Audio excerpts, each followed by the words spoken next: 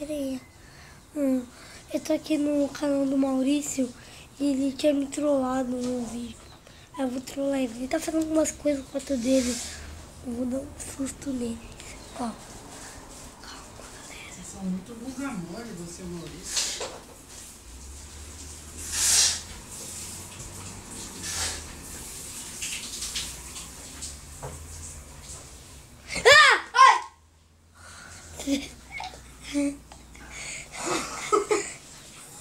Ai, meu Deus. Filha da mãe me trollou.